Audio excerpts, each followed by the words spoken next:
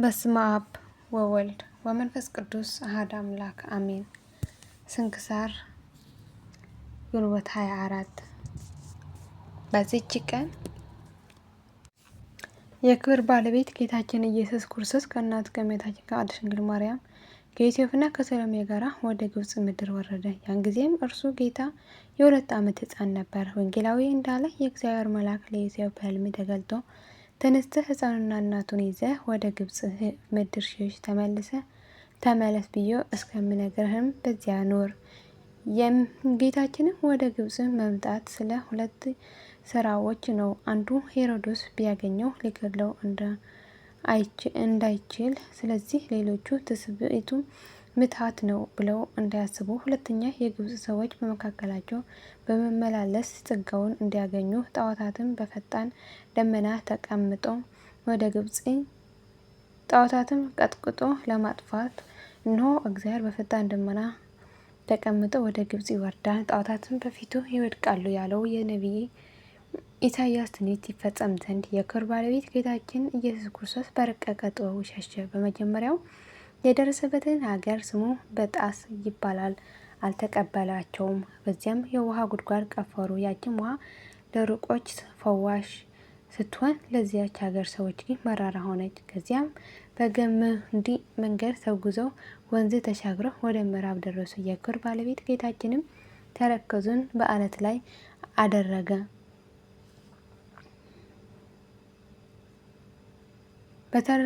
በተረከዙም አምሳል በአለቱ ላይ ተቀረጸች። እስከ ዛሬም ያም ቦታ የጌታችን የተረከዝ ቅርጽ ተባለ።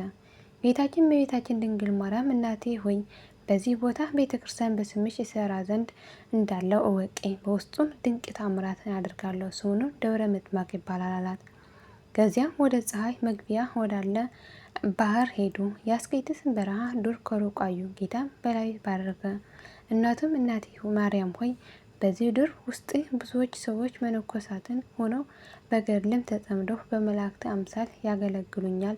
ከዚያም በፀሐይ መውጫ በዓል ወዳለ ተራራ ሄደው ዮሴፍ የሚመረኮዘው በትር በእጁ ነበር። ጌታችንም ይህ ቦታ የሚያቃጥል በረሃ ነውና አንቀመጥ አለ። ጌታችን ዮሴፍንም በትር አንስቶ ሰበራት። ጌታችንም ዮሴፍን በትር አንስቶ ሰበራት። ጥቃቅን ስብርባሪዎችም አድርጎ በዚያም ቦታ ተከላቸው። በከበሩ እጆቹ ጉድጓድ ማስቆፈሪያ የሚጣፍጥ ውሃ ፈልቆ ፈሰሰ። ከዚያም ውሃ በመሃል እጁ እየዘገነ የተከላቸውን ስብርባሪዎች አጠጣቸው። ወዲያውኑ በቅለው አድገውም ታላቅ ዛፎች ሆኑ። ከእርሳቸውም ጣፋጭ ሽታ ሸተተ። እርሱም ከሽቶዎች ሁሉ እጅግ የሚጣፍጥ ነው። በላሰናም ብሎ ጠራቸው። እናቱን ድንግል ማርያም እመቤታችን እናቴ ሆይ ይህ የተከልኩት በለሳን እስከ ዓለም ፍጻሜ ከዚህ ይኖራል። የክርስትና ጥምቀትም በአብ በወልድ በመንፈስ ቅዱስ ስም ለሚጠመቁ ከእርሱ ቅባት ይገኛል አላት። የዚያም ስም መጠሪያ ነው። ከዚያም ብህንሳ ወደሚባል ሀገር ሄደው ትርጓሜው ቤተ ኢየሱስ የሆነ በኢየሱሳ ወደሚባል ቦታ ጌታችን ኢየሱስ ክርስቶስም በሽታውን ደዌውን ሁሉ የሚፈውስ የጉድጓድ ውሃ አደረገ። ሁለተኛም በአንዲት የጉድጓድ ውሃ ምልክት በየዓመቱ አደረገ። ይኸውም ከቀኑ እኩሌታ በማዕጠንትና በጸሎት ጊዜ ለእግዚአብሔር በዚያ የውሃ ጉድጓድ ዕጣን ሲያሳርጉ የከበረው የወንጌል ንባብንም ሲፈጽሙ በዚያችን ጉድጓድ ውስጥ ያለ ውሃ ወደ ላይ ወጥቶ እስከ ጉድጓድ አፍ ደርሰዋል። ከእርሱም ይባረካሉ። ከዚያም በኋላ እንደ ቀድሞ ወደ ቦታው ይመለሳሉ። ውሃውንም ከነበረበት እስከ ደረሰበት ይስፍሩታል።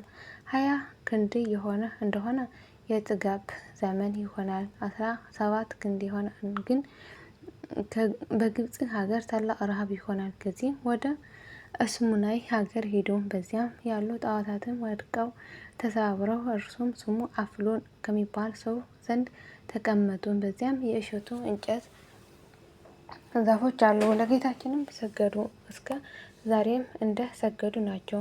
ከዚያም ወደ ደብረ ቁስቋም ሄደው በውስጧ 6 ወር ተቀመጡ። በዚያም በሽታ ሁሉ የሚያድን የጉድጓድ ውሃ አደረገን። ጌታችንም የፈቀደውን በግብጽ የሚኖሩበትን ወራት በፈጸመ ጊዜ ይኸውም 3 ዓመት ከ6 ወር ነው። ሄሮድስም ከሞተ በኋላ ከእግዚአብሔር የታዘዘ መልአክ ለዮሴፍ በሕልም ታይተው የሕፃኑን ነፍስ የሚሹት ሙተዋልና ተነስ እና ሕፃኑና እናቱም ይዘህ ወደ እስራኤል ሀገር ተመለስ አለው። ያን ጊዜ ተመልሰው ወደ ምስር ደረሱ። ጌታ አቃም በዚያ በዋሻ ውስጥ አደሩ። እርሷንም እስከ ዛሬ የቅዱስ ሰርጊስ ቤተ ክርስቲያን ናት። ከዚያ ወጥተው ወደ መጣሪያ ደርሰው በውስጧ ታጠቡ። ያችም የውሃ ምንጭ አስቀድሞ እንደተናገረልን ጌታችን ያፈለቃት ከዚያች ሰዓት ጀምሮ የተባረከችና የከበረች ሆነች። ከዚያም ጌታችን የተከለው የክርስትና ጥምቀት የሚፈጸምበት በለሳን ቅባት የሚወጣው ነው። በእርሱም ደግሞ አብያተ ክርስቲያናት ንዋየ ቅዱሳት ታቦተ ሕጉንም የሚቀሩበት ድነትም የሚደረግበት ለክርስቲያኖች ሁሉ መመኪያቸው ነው። በጌታችን መመለስም ልጄ ከግብጽ ጠራሁት ያለው የኦዜን ትንቢት ተፈጸመ። ስለዚህም ተአምራትን በግብጽ ድንቅ ስራን በጣኔዎስ በረሃ ያደረገ በማለት እየዘመርን በዚህች ዕለት መንፈሳዊ በዓልን ልናደርግ ይገባናል። ከቅድስት ድንግል ማርያም ተወልዶ ስለ እኛ ለተሰደደ ለእግዚአብሔር ምስጋና ይሁን፣ በእኛ ላይም ይቅርታ ምሕረት ይሁን፣ አሜን። አምላክን የወለደች የተባረከችና የእመቤታችን የድንግል ማርያም በረከቷ የዮሴፍና የሰሎሜ በረከታቸው ከእኛ ጋር ለዘላለም ጸንቶ ይኖር፣ አሜን። ዳግመኛ በዚህች ዕለት ከ12 ደቂቀ ነቢያት አንዱ ነቢይ ዕንባቆም አረፈ። ይህ ቅዱስ በአንዲት ዕለት እህሉን ለሚያጭዱለት ምሳቸውን አዘጋጅቶ ተሸክሞ ሲሄድ መልአክ ተገለጸለት። ይህን መብል በባቢሎን ሀገር በአንበሶች ጉድጓድ ውስጥ ላለ ነቢይ ዳንኤል ውሰድ አለው። ዕንባቆም ጌታዬ ሆይ ባቢሎን አላየኋት፣ ጉድጓዱንም አላውቀውም አለው። የእግዚአብሔር መልአክም በራሱ ጠጉር ይዘው ምግቡንም በእጁ እንደያዘ ወሰደውና ጉድጓዱ እንደተዘጋ አስገባ። ምግቡንም ሰጥቶ መገበው። ወዲያውኑ ዕንባቆም ወደ ይሁዳ ሀገር መለሰው። ባረጀና በሸመገለ ጊዜ የእስራኤል ልጆች ከተማረኩበት ተመልሰው ቤተ መቅደስን ሰሩ። ዕንባቆም ኢየሩሳሌም ደርሶ ወደ ቤተ መቅደስ ገባ። በታላቅ ደስታንም ተቀበሉት። ትንቢቱም ሊሰሙ ወደ እርሱ ተሰብስበው አፉንም ከፍቶ በመንፈስ ቅዱስ እንዲህ አለ። አቤቱ ድምፅን ሰማሁ፣ ሰምቼም ፈራሁ፣ ስራህንም አይቼ አደነኩ አለ። ስለ መድኃኒታችን መወለድና የይሁዳ ክፍል በሆነች በቤተልሔም ስለ መወለድ ሲናገር የተመሰገነ እግዚአብሔር ግን ከፈራን ተራራ ከቴማን ከይሁዳ አውራጃ ይመጣል ብሎ እስከ መጨረሻው ተናገረ። ከነቢያት መጻሕፍትን ጋራ ደመሯት። ከዚህም በኋላ ከእስራኤል ልጆች አንዲት ሴት ወደ እርሱ መጣች። እያለቀሰችም እንዲህ አለች። 2 ልጆች ነበሩኝ። ጣዖት እንዲያመልኩ ፈለጓቸው። እምቢ ባሉ ጊዜ ገድለው በጎዳና ላይ ጣሏቸው። ተገድለው ወደ አሉበት አብረዋት ሄደው ነፍሳቸውን ይመልስላቸው ዘንድ እግዚአብሔር ለመኑት። ልመናውን ተቀብለው በሕይወት አስነሳቸው። እረፍቱም በቀረበ ጊዜ ዘመዶቹን ጠራቸው። እንደሚሞቱ ነገራቸውና 1 ሰዓት ያህል ወደ ላይ እየተመለከተ ተቀመጠ። እነሆ እንደ ሰው ክንድ ያለች ታላቅ ክንድ የቤቱን ጣሪያ ሰንጥቃ ወረደች። ወደ አፉም ተዘርግታ ነፍሱን ወሰደች። ያን ጊዜም አረፈ። በክርስቲያናዊ ንጉሥ በአንስጣስዮስ ዘመን እንዲህ ሆነ። ገድሉን ባነበበ ጊዜ አድንቆ በግብጽ ደቡብ ቀርጣስ በሚባል ቦታ በስሙ ቤተክርስቲያን ሰራለት። እርሷም በዚች ቀን ከበረች። ለእግዚአብሔር ምስጋና ይሁን፣ በረከቱም ከእኛ ጋር ትኖር ለዘላለሙ አሜን። ዳግመኛ በዚች ዕለት የእንጽና ሀገር የከበረ ቀሲስ አቡቀልታ በሰማዕትነት አረፈ። ይህ ባለ መድኃኒት ነው። ለቤተኞቹም በጎ ስራ በመስራት ያለ ዋጋ ያከማቻል። ደግሞ የሚበሉትን፣ የሚጠጡትን፣ የሚለብሱትን፣ የሚሹትን ሁሉ ይሰጣቸው። በዚህም ወራት ወደ ስዒድ አውራጃ ወደ መኮንኑ አርያኖስ ዲዮቅልጥያኖስ ላከ። የዚያች ሀገር ሰዎች ለጣዖት እንዲሰግዱ ያስገደዳቸው ዘንድ በዚያን ጊዜ ይህ ቅዱስ ያዙት። ወደ እስሙናይም ወስደው በመኮንኑ ፊት አቆሙት። መኮንኑም ወደ እርሱ ይመልስ ዘንድ በጎ ቃል ተናገረ። ሊመልሰውም ባልቻለ ጊዜ ቆዳው እስኪሰነጣጠቅ እንዲገርፉት አዘዘ። ከዚያም በኋላ በሕይወት እያለ በእሳት አቃጠሉት። ገድሉንም በዚህ ፈጽመው ምዕመናኑ መጥተው በድኑን ወስደው በከተማው ደቡባዊ በሆነ ተራራ ላይ ገንዘው በክብር ቀበሩት። ለእግዚአብሔር ምስጋና ይሁን፣ እኛንም በረከቱ ይደርብን ለዘላለሙ አሜን።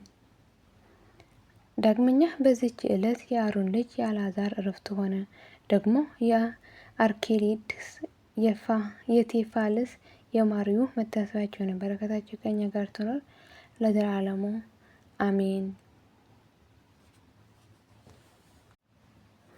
ዳግመኛ በዚች ዕለት የሰማዕታት የሆኑ የአንስያ ከ72 አርድእት የአንዱ የአፍሮዲጡ የዮልና የቀሲስ ተኦድራጦስ የጳጳስ ታድሮስ የዩልያኖስ የእናቱ የእስክንድርያ የሆኑ ደግሞ የኤስድሮስ የሚስቱና የ2 ወር ልጇ እኔ ከእናቴ ጋራ ክርስቲያን ነኝ ብሎ የተናገረው ዲዮቅልጥያኖስ የገደላቸው ለእርሱም ማህበር መታሰቢያቸው ሆነ።